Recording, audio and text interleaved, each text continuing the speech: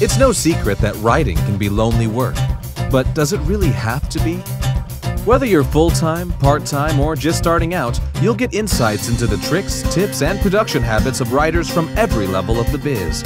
From best-selling authors to those launching their first novels, you're sure to be in the company of friends as we encourage great writers to divulge and share their secrets.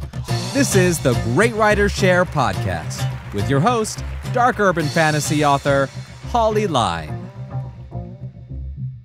Hello and welcome to episode number 60 of the Great Writers Share podcast, a podcast where every week we hijack an hour or so of time from some of the kindest and hardest working writers around today to join us on the show and discuss everything that makes them tick, roar and bounce.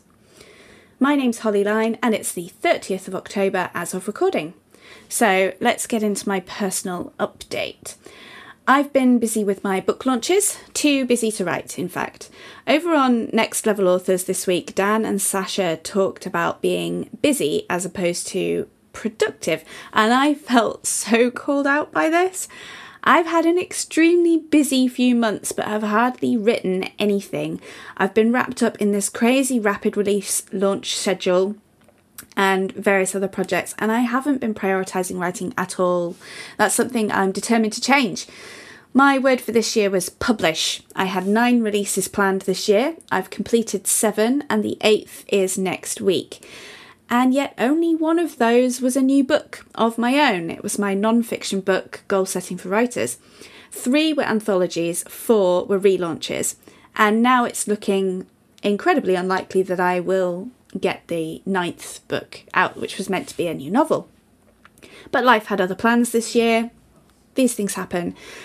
So next year I will be pushing my own writing, the emphasis very much on the writing rather than the launching. I want to make sure I'm spending more time creating than anything else. So the other big project that I've been working on is Indie Fire, a writers' conference that I'm organising with my business partner Angeline Trevina. It's an amazing online event packed with useful panel sessions and workshops, most of which are replayable. We also have 3 live workshops taking place online on Saturday, 28th of November. I'll be hosting a workshop on goal setting for 2021. Angeline is doing one on world building, and we'll be recording a live version of our podcast, Unstoppable Authors.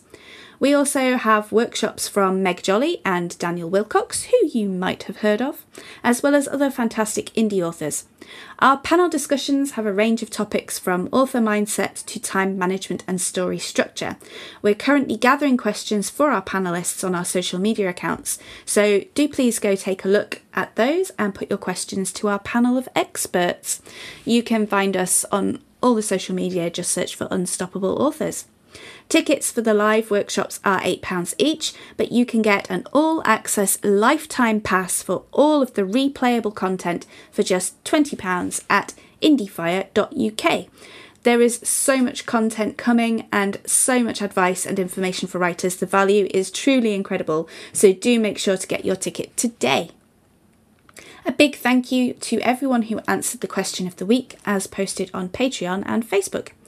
The question we asked was, what's the biggest publishing lesson you've learned? If you haven't published yet, what have you learned from other writers that you might otherwise have made a mistake on? Our very own Faye Trask said that her biggest lesson is that genres blend. Ritu added that you need a polished product. Both of these are extremely good lessons to learn early. I have to say, I learned through painful experience both of those lessons. Thanks again to everyone who commented. You can get involved in the discussion on our Facebook group or in our Slack group for patrons. Today I'm going to be talking to Jessie Shedden, a debut author who has recently published her memoir of escaping a cult. We talk about some of the restrictions that she grew up with and her experience of leaving and transitioning to the outside world. We talk about her writing journey and the lessons that she's learned already about writing and publishing. It's a really personal interview and I hope you enjoy it. Before we get into the interview, I wanted to remind you about our Patreon community over at patreon.com/Great Great Writers Share, where for as little as $1 a month, you can get involved in our behind-the-scenes group, benefiting from early ad-free access to episodes of the show, our private Slack channel, ask upcoming guests any of your questions, and get involved in our monthly giveaway. So if you like the idea of upping your author career and getting all of that good stuff, then you can do so at patreon.com/Great Writers Share. And now, without any further ado, let's dive into the interview with the one and only and incredibly brave Jessie Shedden.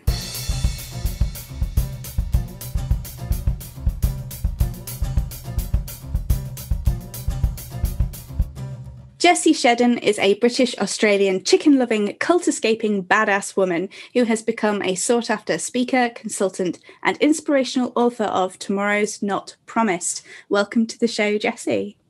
Thank you for having me, Holly. Oh, it's a real pleasure. I've been so excited to speak to you. It's been crazy because I knew you already, so that's been lovely to come on and connect with someone I already knew. Yeah.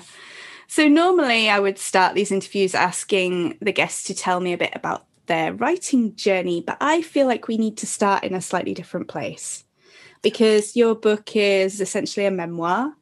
It's obviously deeply personal. So for the benefit of our listeners, can you give us an overview of the experiences that you have now written about? A 60-second overview would be a challenge. Yeah, it would. I guess the backbone of the book is around growing up in the cult that I did, and then my realizations that I didn't want to stay in it, and the kind of the things that led towards that, so the sexual abuse, and then forming a relationship outside of it, and then just becoming so deeply unhappy inside of it, and knowing that this pressure cooker was just building up inside me, and I couldn't surrender my identity anymore. I had to follow my true calling and respect who I was as a person. And then my escape, my fleeing the cult, and then my transitioning on the other side of that, which has been pretty bumpy. Lots of learning curves, lots. I wouldn't say lots of mistakes, lots of life lessons, because I don't like to think of them as mistakes. Mm-hmm. I did the best with what I knew at the time and learned from it. In terms of relationships and friendships, learning to see the world from a whole different standpoint, really. Yeah. So we will talk a bit more in a minute about the book itself, but did you have any kind of background in writing, even if it was just like journaling for yourself? Or Yes, I did journal, quite a lot. And I kind of enjoyed freestyle writing. Just, I've got a lot to say, and for years I wasn't allowed to say it. So it's coming out now, and more I'm giving less fucks, if that makes sense. Yes. So it's just like, well, I'm not thinking about the reader that much. I'm thinking about what I want to say. Okay. And not worrying about what the person's thinking on the other side. Mm-hmm. Yeah. So did you ever imagine that, like when you were a child or anything like that, did you ever imagine you might one day be an author? No, I really didn't. I have written one book before, but to be honest, I never felt like I wrote it because it was a collection of other people's stories. I was a therapist previously, and the work I was doing, along with my mother, who was the other therapist, was life-changing. We saw people's lives completely change, and they would write in their story of how they were before, how they were afterwards, and I put a collection of those together. So although I was directly involved in that story, I never really felt like I wrote it. I just took theirs and put them in.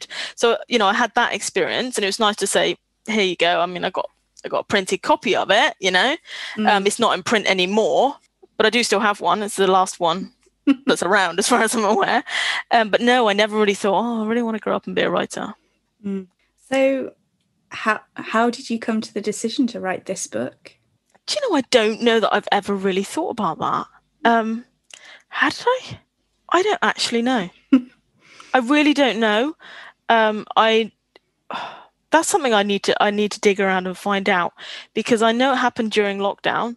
And 1 month I was not even considering it, and the next month I was writing it, and the following month I'd completed it.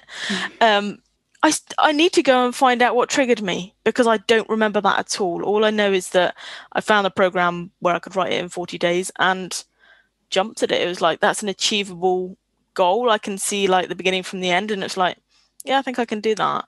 But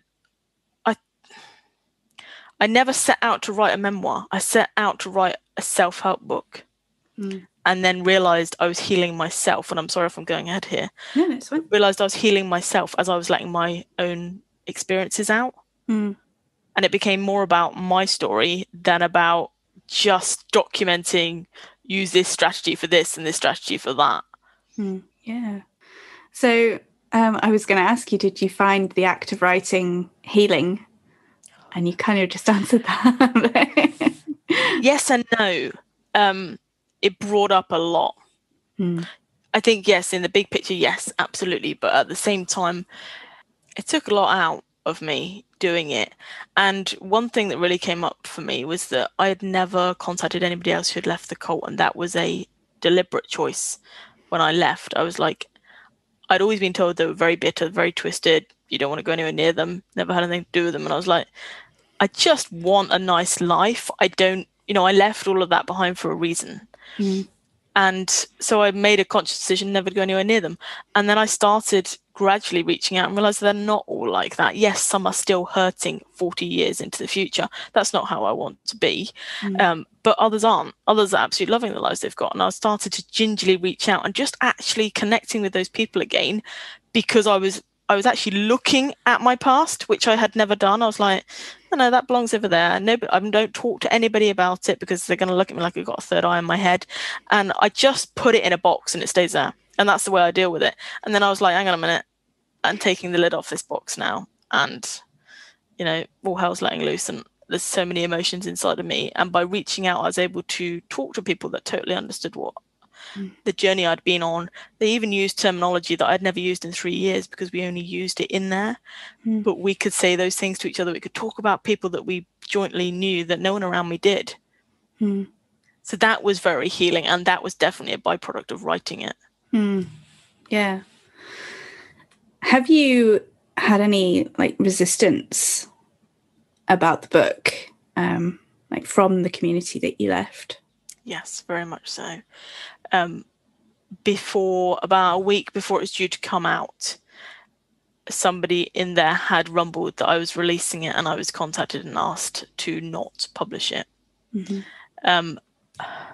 I'm not somebody that wants to throw a lot of dirt. That's not why I wrote it. I wrote this about my life and my experiences, whether they were in or out, good, bad, everything's in there.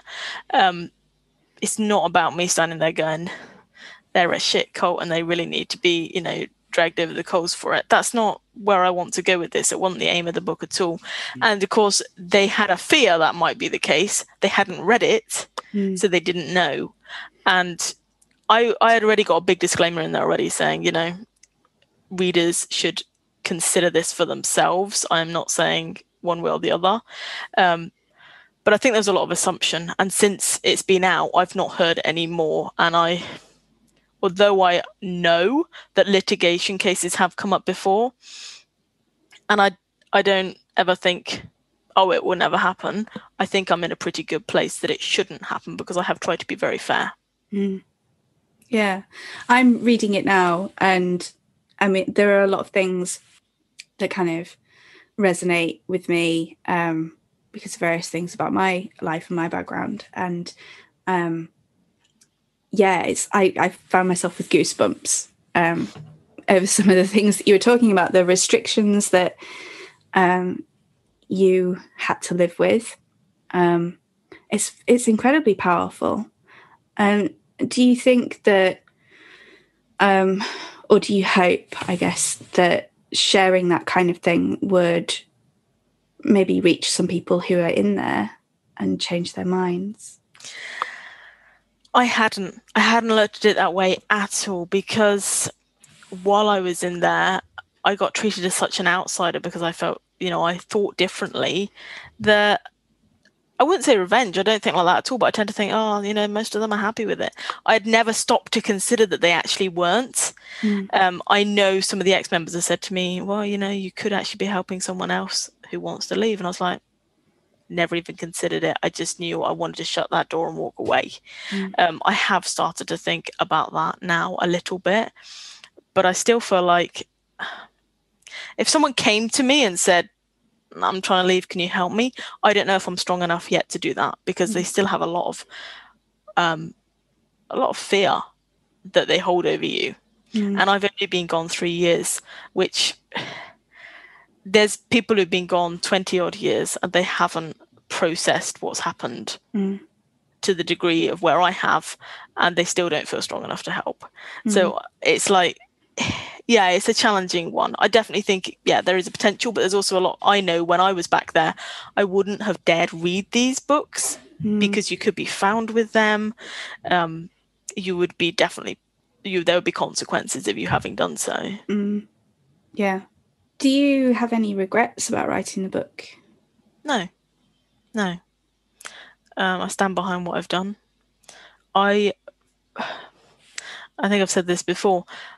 I've done, I spent a year doing modelling and I've done nude photo shoots, but I've never felt as naked as when I put my whole soul out there.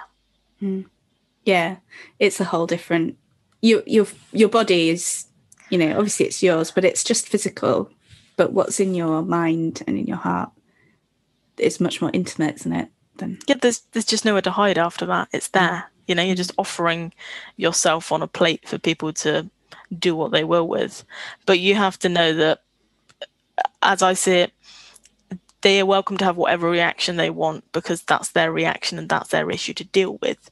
I mean, it's perfectly okay for me to trigger other people's insecurities. That's theirs to deal with. So you mentioned about writing the book in 40 days and that you used a program to do that with. Can you share what that was? Yeah, sure. That was Leonie Dawson's 40 Days to Finished book, which I love. And I think is a very simple premise. She basically just tells you to get your head down and write your fucking book for 40 days and don't think about anything else until it's done. And I love that. I think it's just very, very simple. And you were just looking at finishing the next day and getting to the end of those 40 days.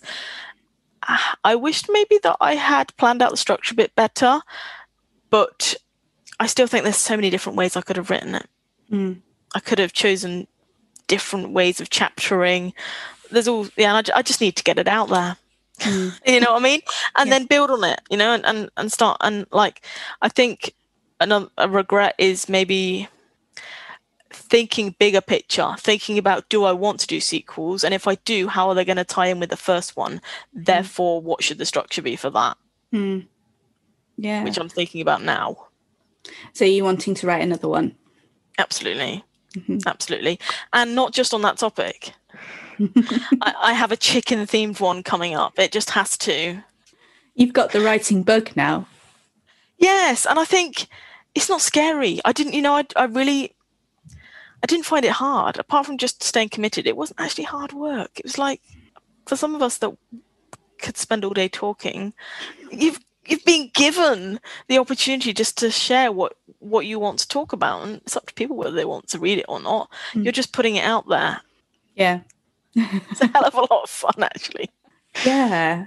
I hadn't thought about it like that, but yeah. What were your sort of thought process behind your publishing decisions? Because you're independently published. Did you need to give that much thought, or was it just an instinctive? Yeah. No, Leonie went over both. I mean, that was part of her course as well. She went over self-published and finding a publisher. And for me, I just wanted it out there as quick as possible. And I did not want a lot of financial outlay of purchasing supplies of books. I've worked in print before, and the last thing I wanted to do was print a whole run of my very first edition to find that I couldn't move them. I don't want that. I don't want the hassle. I want it quick and easy, drop ship. And I also felt that if it was a good enough story, there's a possibility it'd be picked up at some other stage by a publisher. Yeah, that does definitely happen. I'd prefer to let that happen naturally than me to go banging on doors trying to get somewhere. Do you think, I might be projecting completely here. Do you think that your background and the nature of what the book is about informed that decision to go independent? I'm a very independent person, very. Yeah. But I think for me, I just wanted it out there as quick as possible. It was like, I want this out there now. And I don't want to faff around trying to persuade someone. And it was also when I listened to her arguments on the thing, and she's released rather than published a number of books.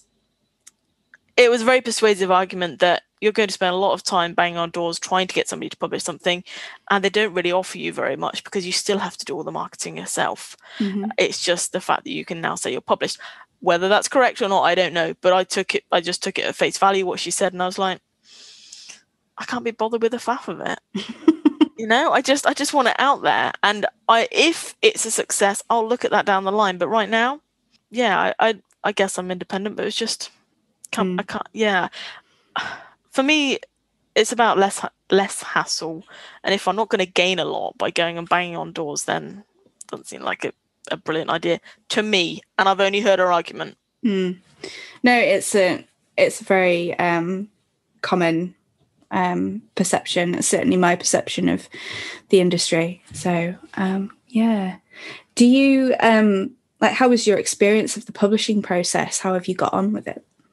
I would say that I wish she covered that in a bit more detail in her program, because I hadn't realized.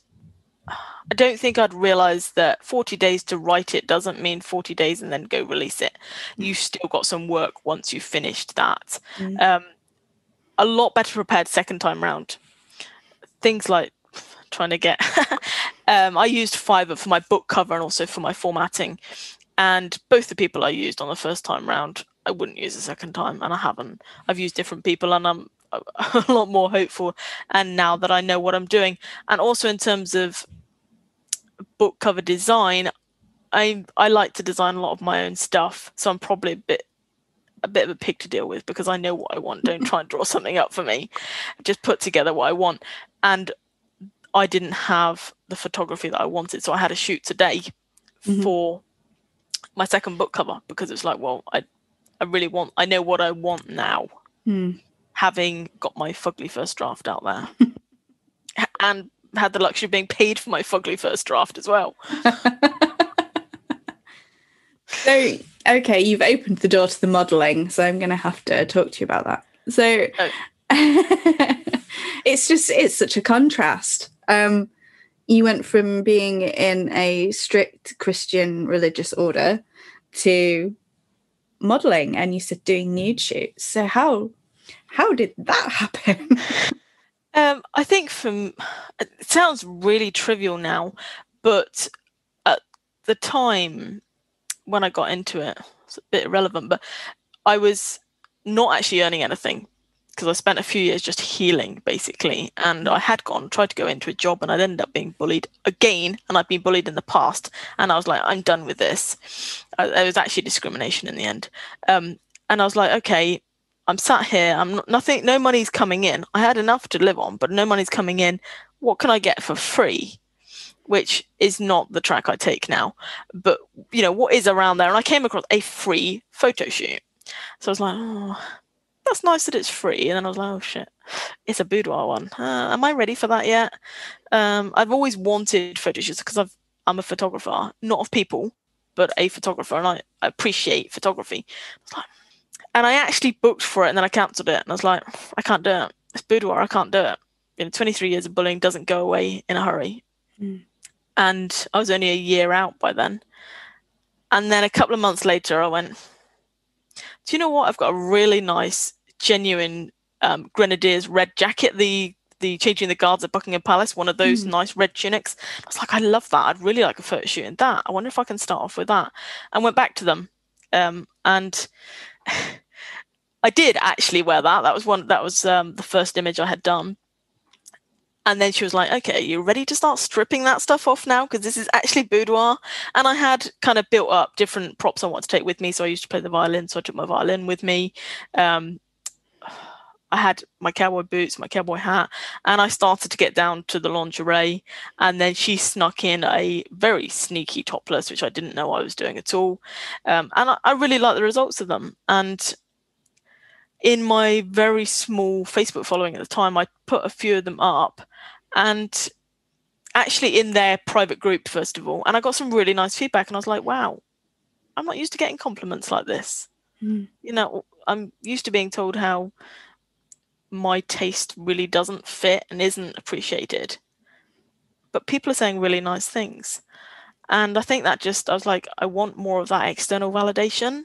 And I found another photo shoot, and I was like, oh, I'll try this company now then. And then it kind of went from there. People were saying, oh, your photos are really nice. And then photographers started reaching out, and I kind of addicted, I suppose, to, oh, here's another free photo shoot, and I can get more nice pictures and I can get more compliments off the back of that. And I felt like that was building my self-esteem, and it did to some degree. But there comes a time when I think I'd done, during that I was doing a number of workshops where we were talking about self-esteem that comes from in here rather than the external. And then I started to see actually how degrading the shoots were becoming, because I wasn't working with paid companies. I was working with entry-level photographers who, the more you took off, the happier they were. 90% of them were men, and they were looking at you just like a chunk of meat, and they would do what they wanted with it, and the pictures were mainly for their lookbooks. There were no industry standards in the area in which I was working. And with the greatest respect, you're dealing with a lot of men with a camera. That, you know, some of them really didn't have editing skills. They didn't have a photographic eye. It wasn't art. And you quickly start to realize, I don't appreciate being treated like this. And even people I thought I could trust still didn't have the right intent. So yeah, it was definitely bell curve. It helped, and then you saw actually it was now adding to the damage of the self-esteem. But I would have to say that if a massive thanks to my current fiance for helping me to see how disrespectfully I was being treated. Yeah. Oh, it's good that you have someone in your life who's looking out for you. Totally does. Totally. Yeah. And I'll admit it, I thought it. I didn't really see it first of all. I was like, oh, you're just like my parents. And I was like, actually, he's got a point here. And I think I'd almost got to a point where I didn't think there were men that could respect you. And that was just the way men were. Not true. Thankfully. Yes.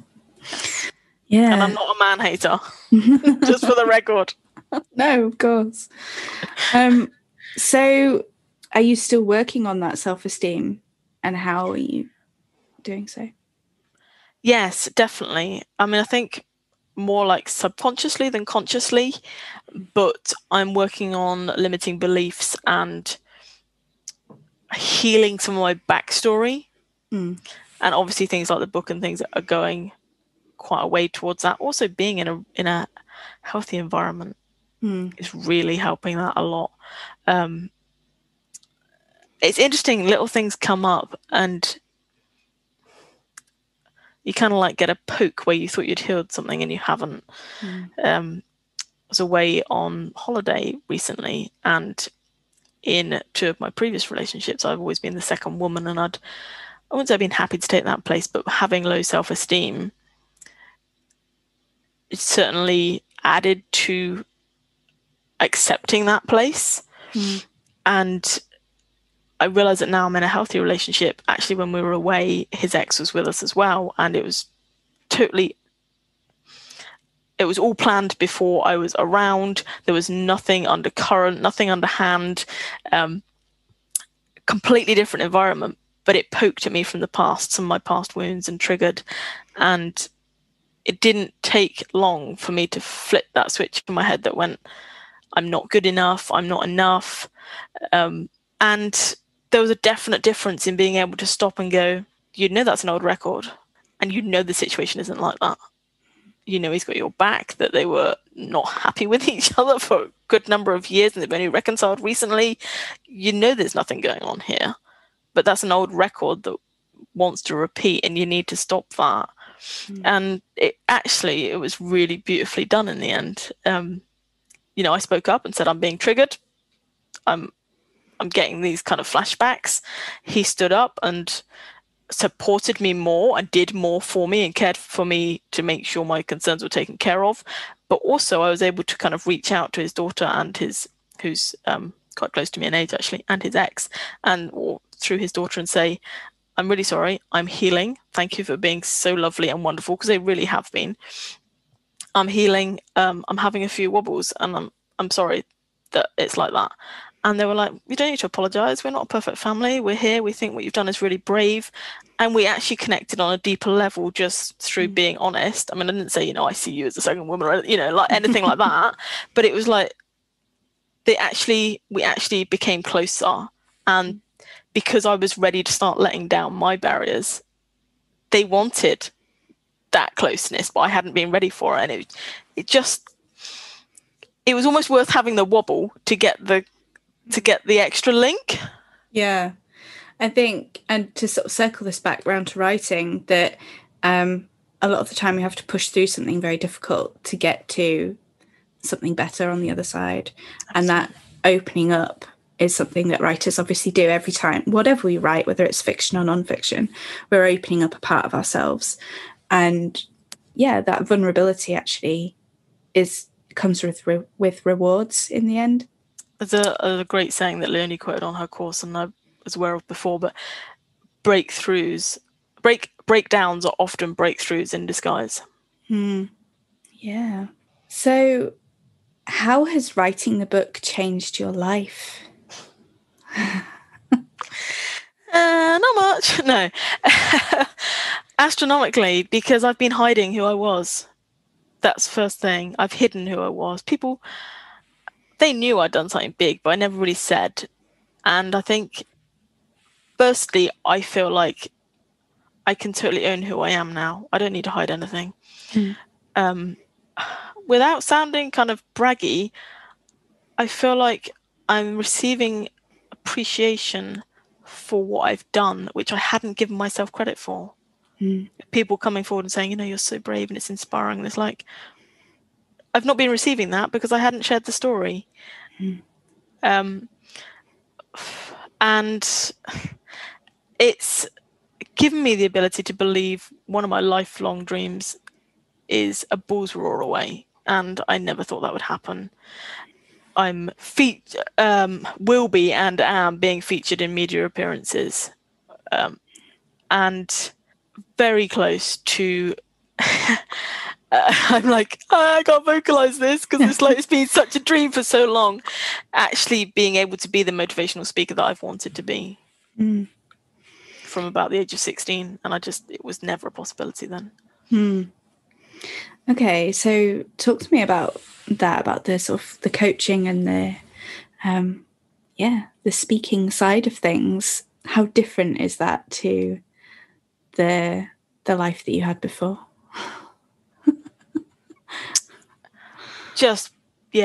Poles apart.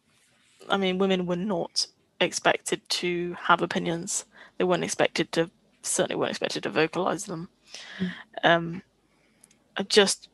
Socializing in a lounge room with friends, it was the heads of houses, the men, that did the talking. And if you chimed in even with something that one of them couldn't remember, you'd be shot a look as if to say, who do you think you are? So, yeah, it's I kind of feel like the only way I can visualize it is I just feel like I'm growing balls the size of pumpkins, because it's just something that you just don't do. Yeah, you found your voice and now you're using it. Yeah. So what's your niche, I suppose, your emphasis? I feel like it's very much about authenticity and really digging into who you are and letting that out. And having the courage to pursue that journey. because it's very easy. You don't have to be in a circumstance like I was to feel peer pressure and to feel the need to conform to societal norms, whatever they might be. And I think specifically there would be female empowerment in that as well. Yeah. Do you feel particularly drawn to working with women? I think at the moment I do. It's not that I wouldn't work with men, but I think through some of the past, the past experiences of being in the cult where the men were always dominant and the females weren't, and then going through relationships where they've been unhealthy. Right now, it's about talking to a group of people that I feel will respect me for who I am. And I haven't historically had that respect in the past from men. So it's just working where I feel the best fit is at the minute. Yeah. And an area that is a massively exploding market at the moment, but also an area that needs a voice more than ever. Women are starting to find their power, but there's a lot of work there. Yeah, I think sometimes some people just have and I think you may be one of them, have a sort of knack for inadvertently inspiring people. Yes, that would absolutely be the case. Inadvertent is definitely the word. Never works when I try to do it. It's when I'm not trying. Yeah. Fabulous. Okay. I have a couple of questions from Dan, who is one of my co-hosts. He wants to know how many chickens you have. I have 7. One is a rooster. So 6 hens and a rooster. Awesome. Dan would also like to know what one piece of advice you would give to someone who's heading into the coach and personal development space to help them embrace the role and grow their business. For me, it needs to be something you can really deliver authentically and preferably something you've worked through yourself. I've looked at trying to take other people's teachings. It's going at the level at which I would work with people, you become unstuck quite quickly if you can't feel from the heart and the gut about the things you're trying to teach. And that comes through your own experiences. I'm not saying that you can only talk from your own experiences, but I think if you can, people trust you more because they know you've been there. Yeah. So one final question, at least before the rapid fire round. Jessie Shedden. I'm on the edge of my seat about this. Why do you write? You're not expecting this answer, but it's to save my poor fiance's ears. Otherwise, you just get, and he gets to that anyway. So I just feel like there's a lot in there. It's been bottled up for a long time, and it wants to come out. And definitely thanks to Leonie's course, I see how you think it's not needed out there, but as soon as you put something out, you see how many people have needed that. Okay, it's time for the rapid fire round. 10 questions, as quick as you can. Don't overthink. Are you ready? Go. Okay. Place you most want to travel to? America. Music or podcasts? Music, usually, but moving towards podcast. Okay. Which is your favourite chicken? Out of mine? Yes. Cuddle pot. Socks or bare feet? Socks. Favourite snack? Chocolate. Bonfires or fireworks? Bonfires. Do you read mainly print, ebook or audiobook? Print. Favourite holiday or celebration? I haven't been keeping any. It's fine. Fair enough. Sorry. No, it's all right. It's your background. Ultimate breakfast food? Porridge. And the best book you've read this year? This year. Lucky Bitch. Nice. That's 10 questions. Well done. Thank you. So, I hadn't thought about it this year. Yeah. Lucky Bitch was turning point for me. Mm-hmm. Yeah, fantastic book. Love it. Okay, so that wraps it up. Would you just like to let our listeners know where they can find out more about you and your book? Absolutely. You can find me on Facebook under Jessie Shedden, also on Instagram. And if you hop over to my website, jessieshedden.com, you can download the first chapter of the book for free there as well. Wonderful. Thank you so much for coming and chatting to me this evening. My pleasure. Thank you for having me. Thanks for listening to this episode of the Great Writers Share podcast. Tune in next week when John will be talking with Andy Conduit Turner. Don't forget you can catch up on our entire backlist of episodes, plus get all of the backstage access, our Slack channel, and even one-to-one coaching from Dan by joining our Patreon from as little as $1 a month. Find out more at patreon.com/Great Writers Share. Until next time.